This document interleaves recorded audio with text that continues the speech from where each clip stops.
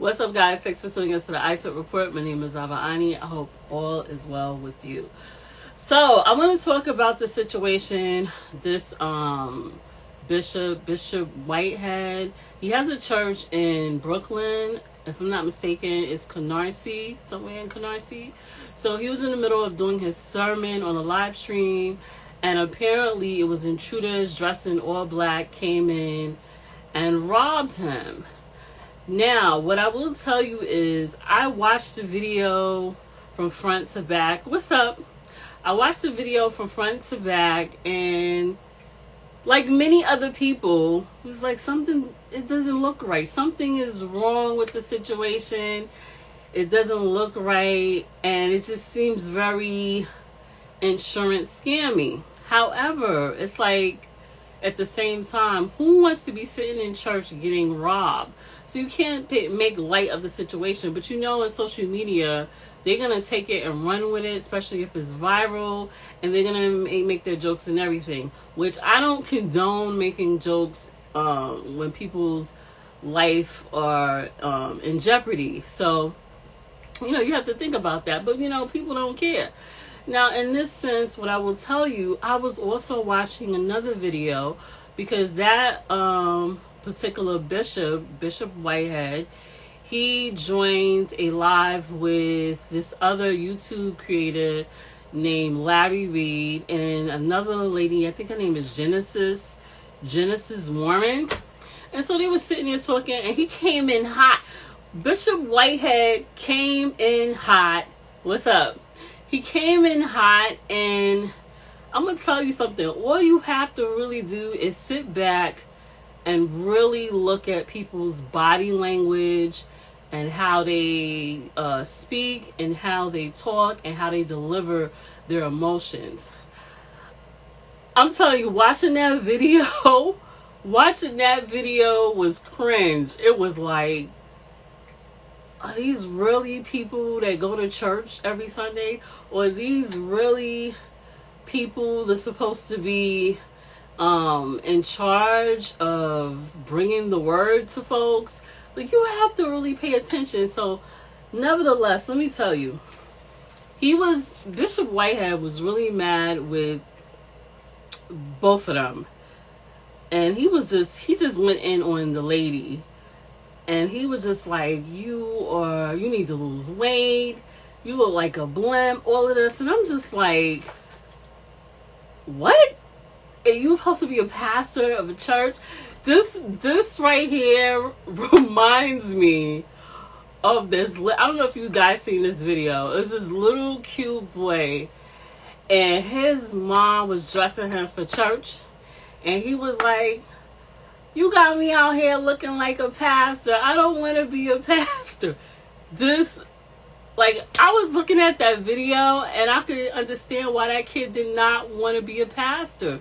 And the way she had him in a vest. She had him in some slacks and everything, and he was not feeling it. And he was complaining how he did not want to be a pastor. What's up? So in this sense, I'm just looking, and he's like going in. He's talking about her weight. He's like, first of all, him getting robbed. Greetings. Him getting robbed by intruders has nothing to do with her weight. So he was so out of line, out of pocket for that. Like, if you don't like what people say, you can say it in a way that they can understand. It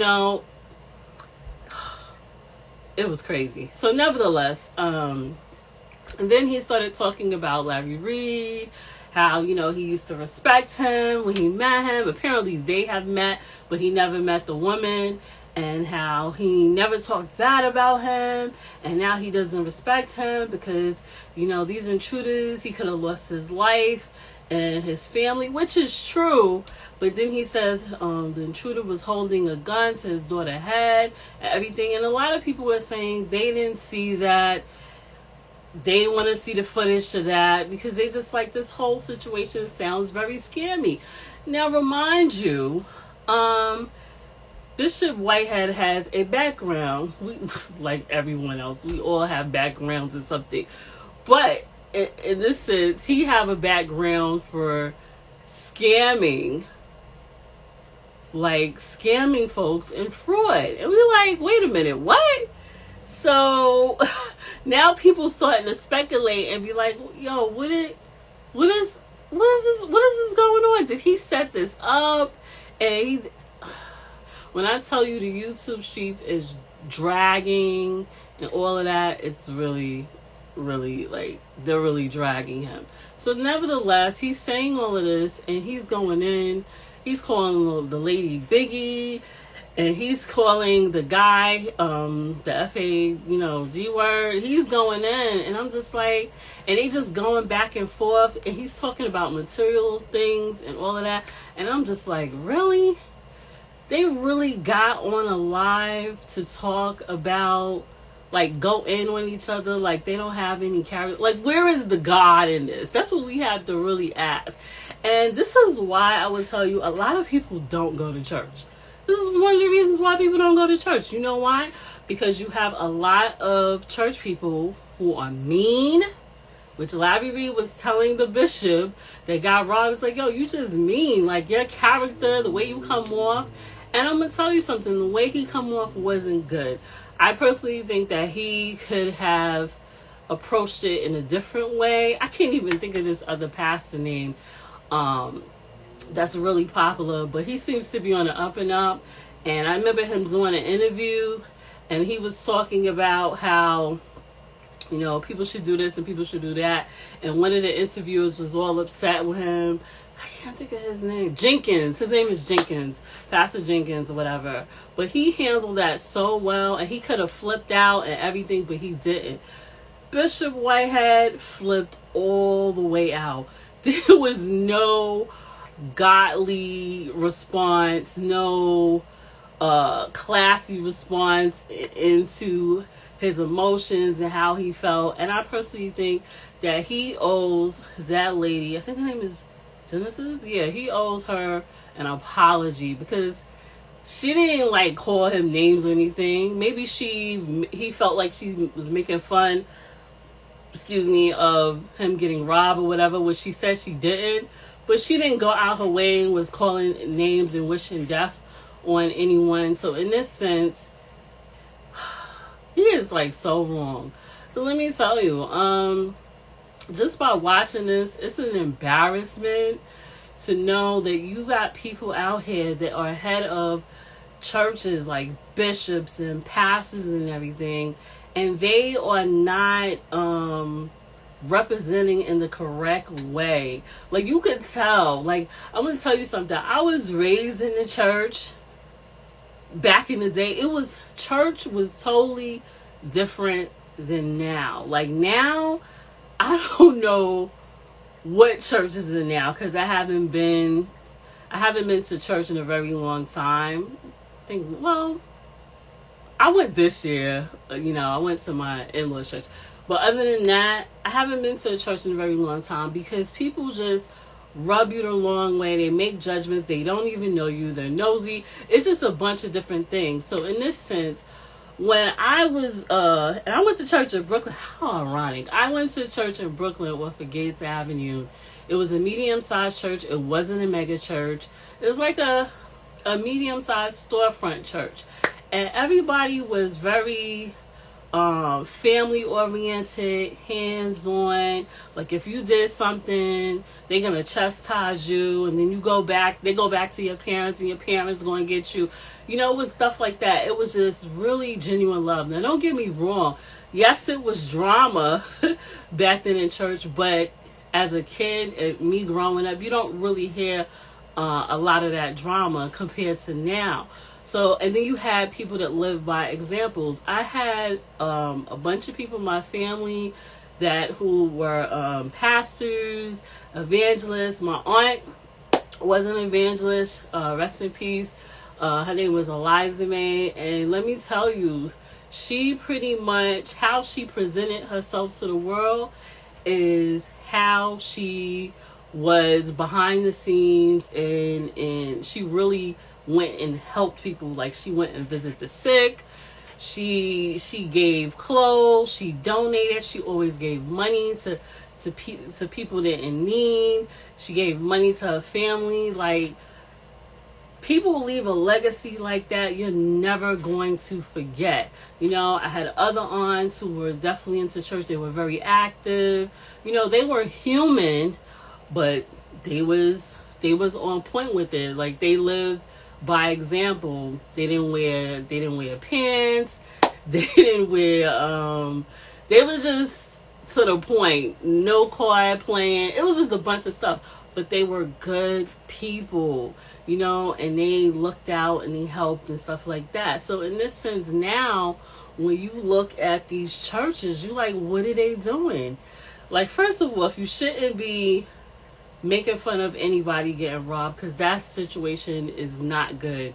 I've experienced that. It's not a good situation. It could be very fearful if you are not alert and prepared, and you actually need to listen to your intuition.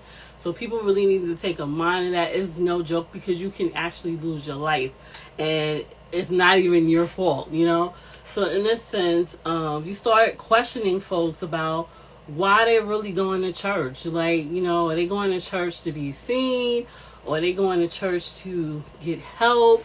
And I just feel like a lot of people in church, not everybody, they're hiding a lot of their issues and stuff behind God, when they shouldn't be really doing that. A lot of these church people need to go and get help, you know, like some serious help. Like, it's a lot of trauma in church. It's a lot of miscommunication, everything. And I'm going to tell you something now. In my lifetime, I am 45 years old. I've only can count on 5 fingers. I only could count a few pastors I met that were really real. That they showed me that they was real. I met a Catholic priest one time, and he was not pushy. He was up front, and we just talk about things in life, and he just kept it so real for me, and he lived by what he spoke about. I also met a current, actually I think he's still the current pastor of my old church in North Carolina. Whatever he said, and he's young, I think he's like 30, 40. Whatever he said he was going to do, he did. Like, I've seen a lot of certain pastors not doing the right thing, and then certain pastors are. He was definitely one of them, towards when my mom passed away.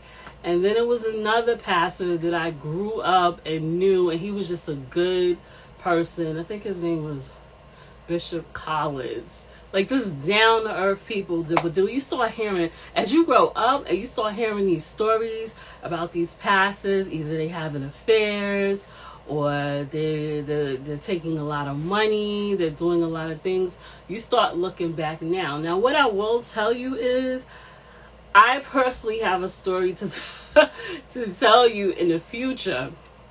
I guess when the situation is over, that I currently know a bishop right now that have stolen money from me.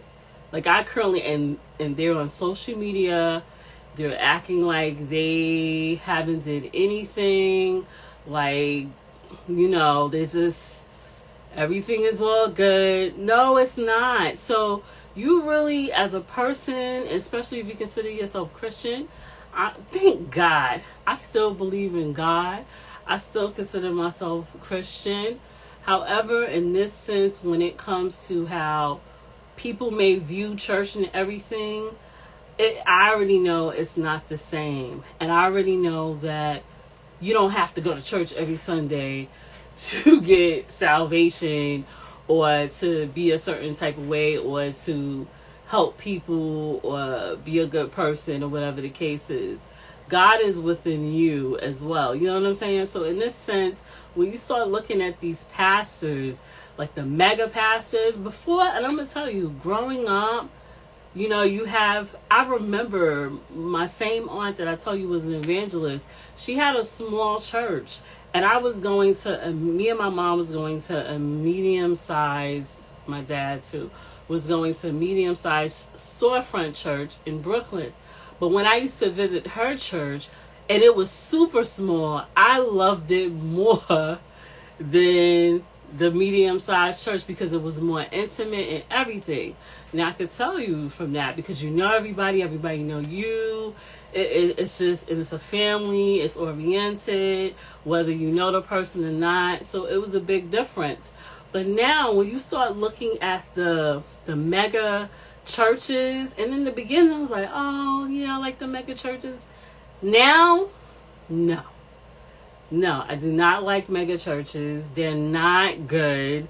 I don't care what anyone say. When you have tons and tons and tons of people in one big, huge church, you're not going to really have that intimacy where y'all could feel like family or whatever the case is compared to a small church or a medium-sized church. It's a big difference. And I would tell you, once I used to see ATMs in churches, that's a no-go. ATMs should not be in churches, and they always focusing on money and stuff. And then I just have also a big problem when you have these mega pastors who walk around with tons and tons of money. Now, don't get me wrong. I'm not saying pastors can't have money. I'm not saying that they can't live well. That's not what I'm saying. What I'm saying is, if you are a mega pastor, if you are a pastor, period, if your congregation is really taking care of you financially, and you can go out and buy jets and lavish cars and all of that, I personally feel like everybody in your congregation should not be wanting for nothing.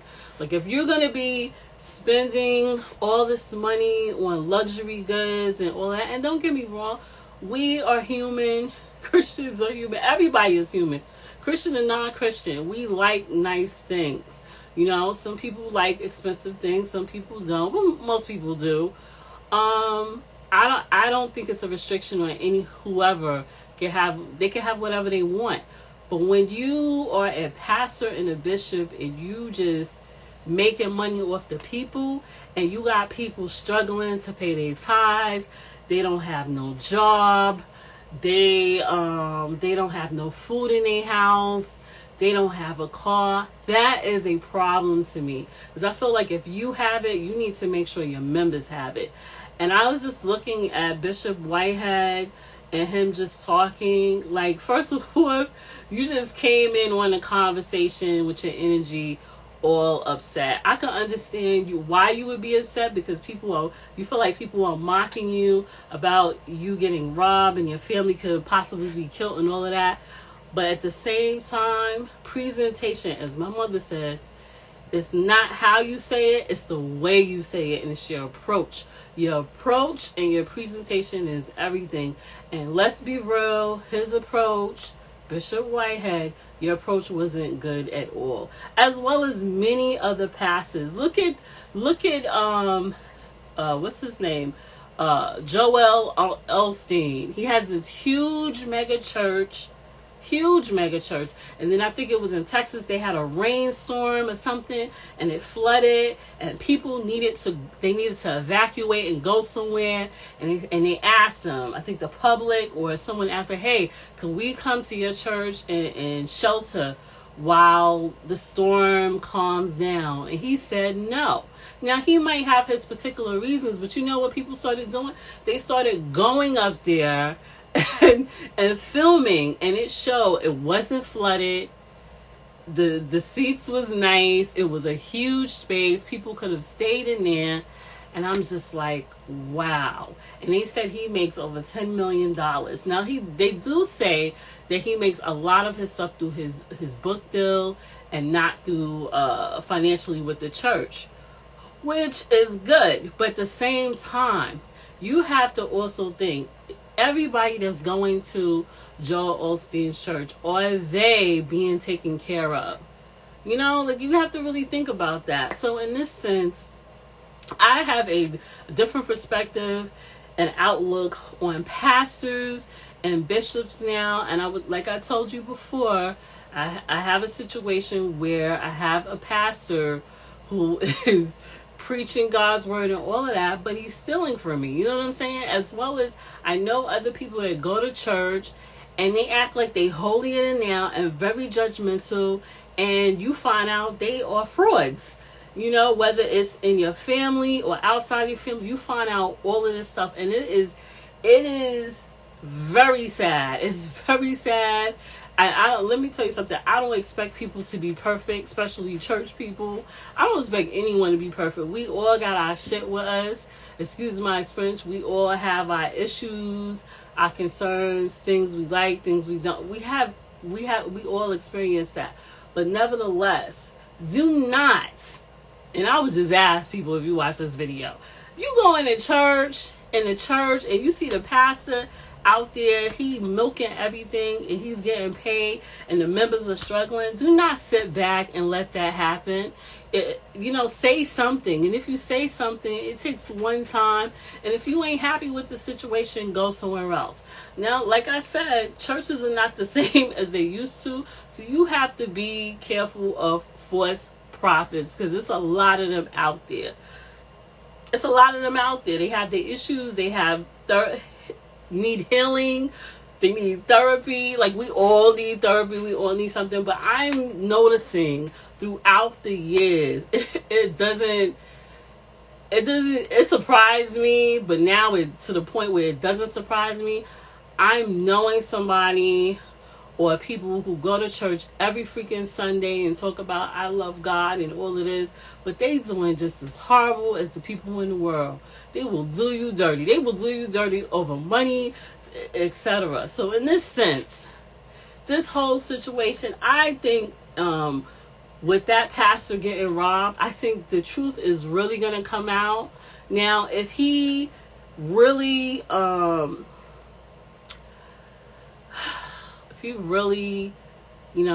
it's not an inside job and he got robbed, like, I don't wish that on anyone. I hope they find out who did it. But it's just like, when you start hearing stories and the stories ain't right, you start to wonder, like, yo, what's really going on? But nevertheless, I hope whoever goes to that church, that they where there wasn't injured, which I didn't hear anything like that, and he was able to make it out safe. But at any church, you should have security, and you should be safe, and you should be on the lookout. And you also have to think about, too, if you're a pastor, a bishop, presentation is everything. A lot of times I am seeing pastors, and I am seeing pastors and bishops looking like the world. Really looking like Bishop Whitehead. He had on all Fendi down, everything. Like, don't get me wrong, you like what you like, but to me, and I think it also says in the Bible, it's a certain way you have to present yourself, like God. Like, you have to, like, people can see your light. And usually when you see, like, real pastors, especially in black churches, they don't really wear a lot of jewelry. If anything, it'd be a nice expensive watch, or they would invest into their clothing. They would wear expensive stuff as their clothing, or the cloth when they're gonna preach in. But other than that, like, real flashy in their cars, they would have that, because I've never seen a pastor drive around in a horrible car. But that's the only time you see it. But, like, anything else, you don't really see that. And when you start seeing that, you have to, like, think about it. And I'm not saying they can't have nice things, but at the same time, if you're going to be all out there and have tons of jewelry, I think they said over 400K was stolen from him, from Bishop Whitehead. If you're going to have all this jewelry and all of that stuff on, make sure you have security, and make sure your members are doing well. Like, you make sure you take care of your members. And I feel like in that church, you have to question, are the members being well taken care of? As I know Larry Reid, he made fun of Bishop Whitehead's backdrop and stuff like that. He's like, how you gonna be a millionaire? You have all this money and your backdrop is looking like that. Like, it look like it's pinned up and all that. And I'm like, you know, nevertheless, I just feel like overall, all of them, it just doesn't, when you see that interview and you see them going back and forth, it just doesn't look good. I wish all of them the best. I don't know them.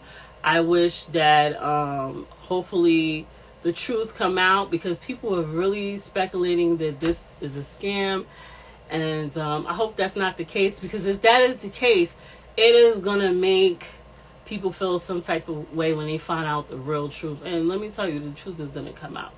Nevertheless, let me know your thoughts, comment, subscribe, and this is my commentary. And just be careful when you are either looking for a church or you looking to, how will we say, some inspiration to help you have a better relationship with God. Pay attention to the people you are following. That's including prophetess, ministers, all of that. Because let me tell you something. They can be rude. They can be mean. And they could have another side that you would never know. You have to really pay attention. And yeah, but overall, thank God, all pastors are not like that. It's a small percentage of pastors that's not doing that. I like to see more of that. But this right here, this whole issue with this pastor and fighting and all of that, that is not good. Anyway, guys, I wish you well. Take care. I will see you on the next video. And like and subscribe, and let me know your thoughts on this situation. Do you feel like this was a scam with Bishop Whitehead, or do you feel like he acted correctly in regards to responding to Larry Reid and the lady? Like, let me know your thoughts. But this is why a lot of people don't go to church, you know. Nevertheless, take care. I will see you on the next video.